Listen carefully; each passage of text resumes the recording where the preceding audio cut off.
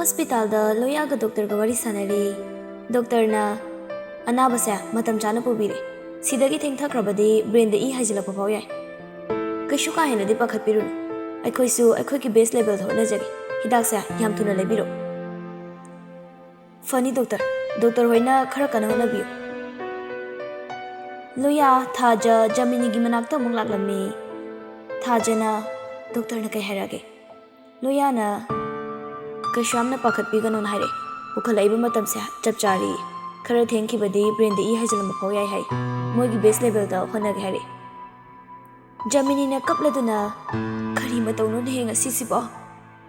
इमा याम का हेना पाखतपिगन बाबा से हानसु स्ट्रोक तौख्रबो तौद्रिए हंदक ना हानबन ओ अहि दाम त लैरुगिगे असि हारग लोया खुंगलै थुना चटखिरमे जमिनी सु दुम कपतुना लेहवी थाजना इमा से तो से कशु तौरेबा तंजादुदा इबेमहलगा मंगी कसु हाथु हाथु लाक्लमी इबेमहलना हाय कमाई तौरगिन हे जमिनीना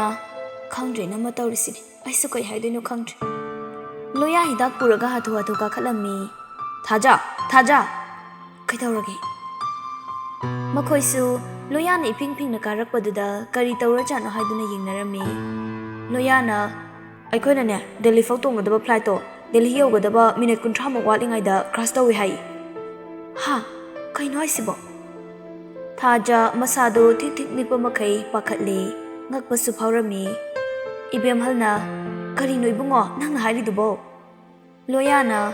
ima imphal dagi delhi phawba ngasi thajebani na tongadaba plane do delhi yoramdai da crash tawrena hajita paw haireiba karino de he ngasi tariba pawsibo mangi ipa pakhatna ha aseng bairo manipur macha phanam diawram gani ne he paw de hauribado ai sai petang yenguge asi haraga mangi suthoki Loya I doctor हिदाम तपीरुगे असी हारगा लोया थोखिरमी इस हरे असी हाइदुना इबेमहल मकोक पाइरगा फमथाखिरमी ngaktang gyan manglami thajana ima लोया सुलाक्लगा इमा इबेमहल gyan lakladuna थाजा ngasiने इचागा इमौबगी पुंसी नखोय बाबाना कनबिबनी को अदुना नखोय बाबाबुने ईश्वर मंगनी खनगदबनी थाजा बाबागी सेवा निंथीजना तौको असे हाइदुना इबेमहलना ममौगी मकोकता नानथबी जमिनीना ngasiगी थोकलिबा थगदो तारिबा पाउसिंगसे आइदि मंग हेक चप मानैदा इबेमहलना पुमनमकने ताइबंग मपुमागी लीलांगक्तनी असमना मतम खरा हौख्रे थाजा मपासु तपना फगलक्लमी असमना हौखिबना थाजागे डिलीवरी की मतम सुनक्षिलाअमी नोंमा डॉक्टर का लोया का वरी सनै डॉक्टर दु हिदाकती अल्ट्रासाउंड रिपोर्ट तो याम कुपना यंगलम्मी लोया हाइबियो डॉक्टर नंग कैसुदी माइन तौगन अल्ट्रासाउंड रिपोर्ट सिगी मतुंगिना थाजा नत्रगा अंगांगदी खुदोंथिबा याय लोया याम ngakna sakpham amma onki masado pakhatpa amaga loinana kaino doctor haibirisibo थाजा यारक्तबसी याम फरे मा तारदी वखल अमु पिसिनखिनी अखोइगी बेस लेवल ददि होनगे लोया मागिसी प्लेसेंटा प्रबयागी केस लै याम तांगना थोकप केसनी अदुना ममा नत्रगा अंगांग नत्रगा अनिमल खुदोंथिबा नंगबा याय ममा नत्रगा अंगांग नत्रगा अनिमल खुदोंथिबा नंगबा याय डॉक्टर गी वहाई अदु लोयागी नाकोंगदा निंदुना लेरम्मी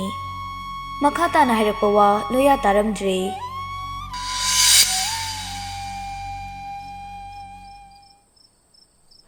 ममा नत्रगा अंगांग नत्रगा अनिमल खुदोंथिबा याय अमुकसु हन्ना तारम्मी लोया फुकलाउन हगोलाई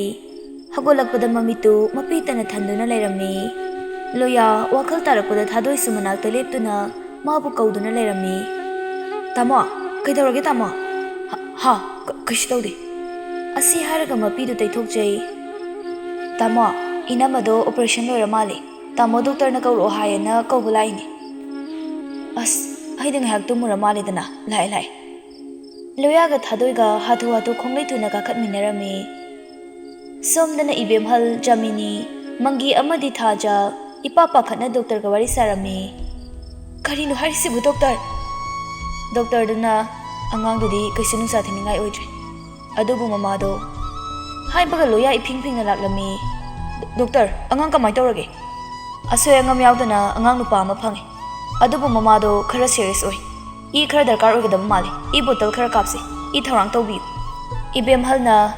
ꯍꯧꯖꯤꯛ ꯏꯃꯧ ꯒ꯭ꯌꯥꯟ ꯇꯥꯔꯕ꯭ꯔꯣ ꯗꯣꯛꯇꯔ ꯒ꯭ꯌꯥꯟꯗꯤ ꯇꯥꯔꯦ ꯑꯗꯨꯕꯨ ꯎꯅꯕꯗꯤ ꯀꯌꯥ ꯅꯨꯡꯉꯥꯏꯈꯤꯔꯣꯏ ꯈꯔ ꯁꯤꯔꯤꯌꯁ ꯑꯣꯏꯔꯤ ꯉꯥꯏꯍꯥꯛ ꯂꯩꯔꯒ ꯎꯅꯕꯤꯌꯨ ꯃꯌꯥꯝꯗꯨ ꯗꯣꯛꯇꯔꯒꯤ ꯋꯥꯗꯨꯗ ꯏꯄꯥ ꯄꯥꯈꯠꯅꯔꯝꯃꯤ ꯗꯣꯛꯇꯔ ꯑꯗꯨꯅ ꯃꯈꯥ ꯇꯥꯅ ꯌꯥꯝ ꯂꯨꯔꯤꯕꯗꯤ ꯃꯥꯒꯤ ꯕ꯭ꯂꯗ ꯒ꯭ꯔꯨꯞꯁꯦ ꯌꯥꯝ ꯔꯤꯌꯔ ꯑꯣꯏ ꯍꯥꯏꯕꯗꯤ ꯊꯤꯕ ꯈꯔ ꯋꯥꯗꯣꯔꯤ ꯕ꯭ꯂꯗ ꯕꯦꯡꯛꯗ ꯆꯠꯄꯤꯌꯨ ꯑꯗꯨꯒ ꯑꯣ ꯅꯦꯒꯦꯇꯤꯚ ꯕ꯭ꯂꯗ ꯒ꯭ꯔꯨꯞ ꯐꯪꯒꯗ꯭ꯔꯥ ꯍꯪꯕꯤꯌꯨ ꯇꯟꯖꯥꯗꯨꯗ ꯅꯔꯁ ꯑꯃ ꯊꯣꯛꯂꯛꯇꯨꯅ ꯂꯣꯌꯥ ꯍꯥꯏꯁꯤ ꯑꯩꯅꯤ ꯁꯤꯁꯇꯔ ꯄꯦꯁꯦꯟ ꯑꯃꯇ ꯎꯅꯖꯒꯦ ꯍꯥꯏꯌꯦ ꯗꯣꯛꯇꯔ ꯌꯥꯒꯗ꯭ꯔꯥ ꯗꯣꯛꯇꯔꯅ ꯐꯔꯦ ꯎꯅꯕꯤꯔꯨꯔꯣ ꯑꯗꯣ ꯃꯁꯥꯗ ꯑꯋꯥꯕ ꯋꯥꯈꯜ ꯈꯜꯍꯟꯕꯤꯒꯅꯨ ꯂꯣꯌꯥ ꯆꯪꯂꯝꯃꯤ ꯊꯥꯖꯒꯤ ꯃꯄꯥꯅ ꯗꯣꯛꯇꯔ ꯑꯩꯒ ꯏꯆꯥꯅꯨꯄꯤꯒ ꯕ꯭ꯂꯗ ꯒ꯭ꯔꯨꯞ ꯃꯥꯟꯅꯈꯤꯕꯅꯤ ꯏꯗꯣ ꯑꯩꯉꯣꯟꯗꯒꯤ ꯄꯤꯕ ꯌꯥꯔꯣꯏꯗ꯭ꯔꯥ ꯕꯦꯡꯛꯗ ꯑꯗꯨꯝ ꯆꯠꯄꯤꯌꯣ ꯄꯥꯕꯨꯡꯒ ꯕ꯭ꯂꯗ ꯒ꯭ꯔꯨꯞ ꯃꯥꯟꯅꯔꯁꯨ ꯄꯥꯕꯨꯡꯗꯒꯤ ꯏ ꯂꯧꯕꯁꯦ ꯄꯥꯕꯨꯡꯗ ꯈꯨꯗꯣꯡꯊꯤꯒꯅꯤ ꯄꯥꯕꯨꯡꯗꯤ ꯍꯥꯔꯠ ꯄꯦꯁꯦꯟꯁꯨ ꯑꯣꯏꯔꯤꯕꯅꯤ ꯑꯗꯨꯒꯤꯁꯨ ꯃꯊꯛꯇ ꯆꯍꯤꯁꯨ 60 ꯑꯕꯞ ꯑꯣꯏꯔꯕꯅꯤꯅ ꯌꯥꯔꯣꯏ ꯇꯁꯦꯡꯅꯃꯛꯇꯤ ꯕ꯭ꯂꯗ ꯒ꯭ꯔꯨꯞ ꯅꯦꯒꯦꯇꯤꯚꯁꯤꯡꯁꯦ ꯕ꯭ꯂꯗ ꯕꯦꯡꯛ ꯑꯃꯗ ꯃꯤꯡ ꯆꯟꯗꯨꯅ ꯊꯝꯕꯤꯒꯗꯕꯅꯤ ꯑꯗꯨꯕꯨ ꯏꯁꯣꯔ ꯈꯨꯔꯨꯝꯁꯤ ꯍꯧꯖꯤꯛ ꯍꯣꯁꯄꯤꯇꯥꯜꯁꯤꯗ ꯕ꯭ꯂꯗ ꯕꯦꯡꯛꯗ ꯊꯥꯖꯒ ꯆꯥꯅꯕ ꯏ ꯐꯪꯕ꯭ꯔꯥ ꯍꯥꯏꯅ ꯍꯪꯕꯤꯔꯨꯆꯣ ꯑꯗꯨꯒ ꯈꯟꯅꯕ ꯌꯥꯕ ꯈꯟꯅꯁꯤ ꯃꯪꯒꯤꯅ ꯑꯩ ꯍꯧꯖꯤꯛ ꯕ꯭ꯂꯗ ꯕꯦꯡꯛꯗ ꯆꯠꯆꯔꯨꯔꯒꯦ ꯁꯣꯝꯗꯅ ꯊꯥꯖ ꯕꯦꯠꯇ ꯃꯁꯥ ꯏꯁꯣꯟ ꯁꯣꯟꯅ ꯍꯤꯞꯂꯝꯃꯤ ꯂꯣꯌꯥ ꯊꯥꯖꯒꯤ ꯃꯇꯧ ꯌꯦꯡꯕ ꯉꯝꯗ꯭ꯔꯗꯨꯅ ꯀꯞꯂꯝꯃꯤ ꯗꯥ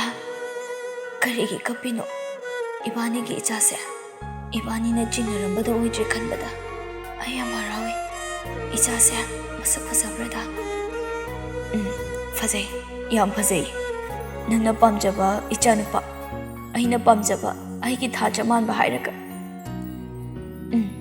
ꯐꯖꯩ ꯌꯥꯝ ꯐꯖꯩ ꯅꯪꯅ ꯄꯥꯝꯖꯕ ꯏꯆꯥꯅꯨꯄꯥ ꯑꯩꯅ ꯄꯥꯝꯖꯕ ꯑꯩꯒꯤ ꯊꯥꯖ ꯃꯥꯟꯕ ꯑꯁꯤ ꯍꯥꯏꯔꯒ ꯂꯣꯌꯥ ꯍꯤꯛ ꯍꯤꯛ ꯂꯥꯎꯅ ꯀꯞꯂꯛꯂꯝꯃꯤ ꯊꯥꯖꯅ ꯑꯗꯨꯒ ꯀꯔꯤꯒꯤ ꯀꯞꯄꯤꯕ ꯃꯁꯤꯗꯤ ꯅꯨꯡꯉꯥꯏꯕꯒꯤ ꯄꯤꯅꯤ ꯂꯣꯌꯥ ꯃꯄꯤ ꯑꯃꯨꯛ ꯇꯩꯊꯣꯛꯆꯗꯨꯅ ꯃꯁꯤꯗꯤ ꯏꯆꯥꯁꯦ ꯅꯪꯅ ꯄꯥꯝꯖꯕ ꯃꯤꯡ ꯀꯣꯔꯧꯗꯣ ꯊꯣꯜꯂꯒꯦ ꯏꯕꯥꯅꯤꯒꯤ ꯑꯅꯧꯕ ꯁꯪꯁꯥꯔ ꯑꯃꯗ ꯃꯥꯅ ꯃꯉꯥꯜ ꯄꯤꯔꯗꯣꯏꯅꯤ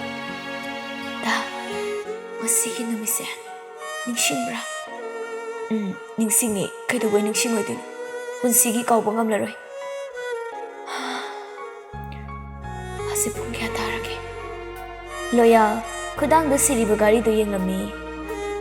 ꯄꯨꯡ 10 ꯇꯥꯔꯦ ꯊꯥꯕꯜ ꯌꯥꯝ ꯐꯔꯝꯒꯅꯤ ꯉꯁꯤꯒꯤ ꯑꯍꯤꯡꯁꯦ ꯌꯥꯝ ꯐꯩ ꯂꯣꯌꯥ ꯊꯣꯡꯅꯥꯎꯗꯣ ꯍꯥꯏꯐꯦꯠ ꯌꯦꯡꯂꯝꯃꯤ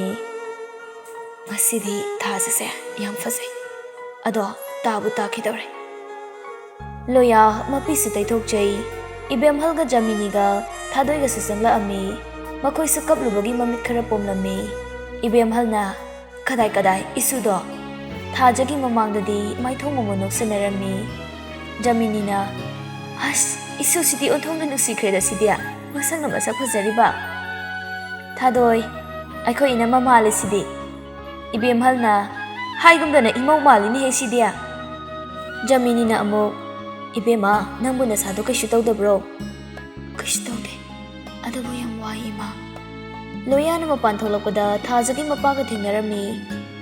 ꯕꯕꯥ ꯏꯗꯣ ꯀꯃꯥꯏ ꯇꯧꯈ꯭ꯔꯒꯦ ꯀꯅꯥꯗꯩ ꯂꯧꯗꯣꯔꯒꯦ ꯏꯕꯣꯍꯜꯅ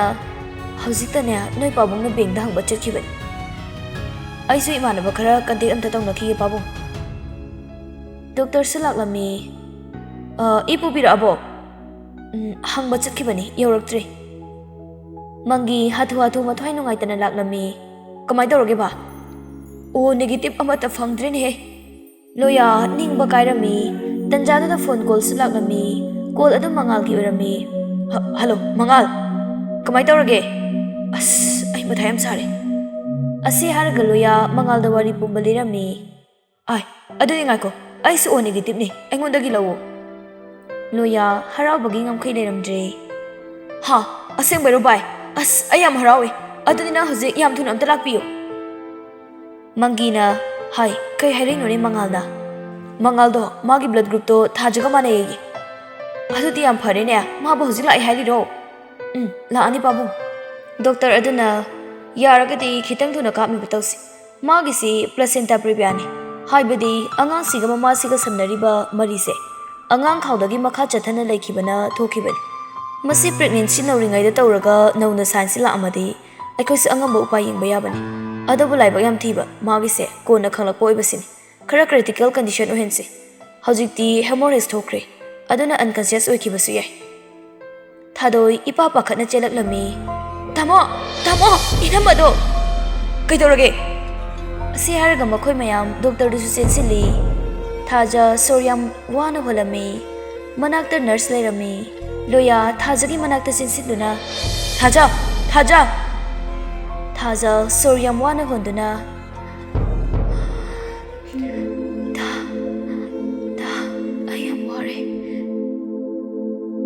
जमीनी सुकबलदुना डॉक्टर इचानपी सेप्ता फहनबियो आई मागी मतौ येंगबा गमचे लोया मंगालदा फोन तौरमी भाई नंग यौरक्ट्रिबो डॉक्टर अदुना ऑक्सीजन थाजिनबा तौसे सिस्टर मयाम कोई चेन चेनरिंगाइदुदा सोमदना सनाथोइगा मंगालगा हॉस्पिटल दा चंगी तौरिंगाइ सिक्योरिटी दुना कदाइ चंबिगदबनो गाइनीगी वार्ड चंगदबनी हौजिती चंगबा याररोये पास याउद्रगदी मंगालना अखोइगिसे अथुबने पास याउद्रदी यारोये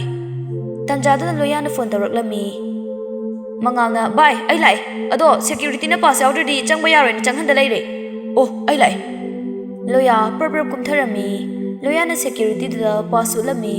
लोयाना सॉरी अखोइगिसे खरा थुरे सिक्योरिटी दुसु सीरियस ओइबा नाबगिनी खंगले अदुना लाइबक फदुना चंगहनबिरमले मखोय अहुमदु हाथु हाथु काखलमी थाजगी बेट योबदा लोयाना डॉक्टर मयाम लोयादा येंगलमी लोयाना ब्लड डोनर लोया थाजदा फलाउना येंगलुबदा थाजगी अरोइबा सुर होनखिरमी लोया थाजगी मनाक्ता चेनसिन्दुना थाजा थाजा लोया ममितगी ताखिबा पिरांग खांबा ngamlamde डॉक्टर ना थाजगी पल्स चेक तौरमी डॉक्टर दुसु थमोय सोकना आई एम सॉरी डॉक्टर की वहाई ताबदा लेरिबा मियामदु मिकअप मिराव खोल हॉस्पिटल दु निले जमीनीना करी मतौनो इमा की बेमा नंग ngasi तौरिसिबो इमा दि मंग चमानरिनी नंगबो पिंगलिबा नसा से उदो ngमलगा नंग कदाइदा चलिनो थाजा इबेम हलसु कपलदुना इमागी बेमा थाजा करिनु नंग ngasi तौरिसिबो इनमा इनमा होगोलो से इनमा कइनु नंग तौरिसिबो होगोलो इनमा होगोलो थाजा थाजा मंगाल नंगी इपी बलाए होगोलो थाजा तो सनाथोइसु इबानी की इचा येंग बलाए करिगिनो नंग निगाइदना तुमिदबो थाजा थाजा करिनो नंग पिगलिबा नसासे उदोंतना चतख्रिदबो थाजा नंगबो इचासे नुपा ओइरदि कोराव कौसे आरमदाइने थाजा होगोलो से होगोलो थाजा थाजा आई लाए होगोलो आई नंगी नचा येंग बलाए थाजा करिनो नंग तौरिसिबो नचा नुपाना नंगबो येंगदुना लेरिबसे उद्रबो थाजा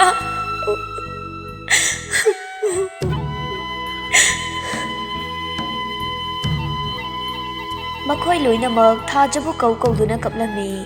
ममा मपा मने मकु थादोई लोइनमक थाजबु कौदुना कपजरमी लोया थोंनावरोमदो सिन्दुना कपना कपना थोंनावदो येंगबदा थाजदो लेरमद्रे लोया कपना कपना मबुकनिंदा खल्ली हे निंकी जरमी थाजा नंगना ngasi आइगी थाजबु पुदुना चलबको नंगना ताखिबा मतमदा आइगी थाजसु नंगना इफमदगी मोनबिक्रे अदुगा थाजगी नुंसिरबा खुदो कोरौ माना ngalaktrigai थाजा नंगदि चटख्रबको मसिदगी आई नंगबो अमुक हना येंगलरोय नंगना आइगी थाजबु आइगोंदगी मोनबिखिबने आइगी पुन्सिदा अनौबा पूर्णिमा लाक्लरोय मतंग असिदा तारमदाई थाजसे हाइरिबा वारी असि लोइसिनजरे वारी असिबो हौबदगी लोइबा फाउ ताबिरक्लिबा लिसनर पुमनमकु हाइनिंगाई लेतना थागतचरी ꯋꯥꯔꯤ ꯑꯁꯤꯕꯨ ꯄꯥꯊꯣꯛꯄ ꯃꯇꯝꯗ ꯁꯣꯏꯈꯤꯕ ꯂꯥꯟꯈꯤꯕ ꯌꯥꯎꯔꯕꯁꯨ ꯉꯥꯛꯄꯤꯒꯅꯤ ꯍꯥꯏꯅ ꯅꯔꯦꯇꯔꯒꯤ ꯃꯥꯏꯀꯩꯗꯒꯤ ꯍꯥꯏꯖꯔꯤ꯫ ꯍꯌꯦꯡꯗꯒꯤ ꯍꯧꯔꯒ ꯑꯅꯧꯕ ꯋꯥꯔꯤ ꯑꯃꯃꯨꯛ ꯄꯨꯗꯨꯅ ꯂꯥꯛꯆꯒꯦ꯫ ꯋꯥꯔꯤ ꯑꯗꯨꯕꯨꯁꯨ ꯃꯌꯥꯝ ꯁꯨꯡꯁꯣꯏ ꯁꯣꯏꯗꯅ ꯉꯥꯏꯕꯤꯔꯝꯃꯨ꯫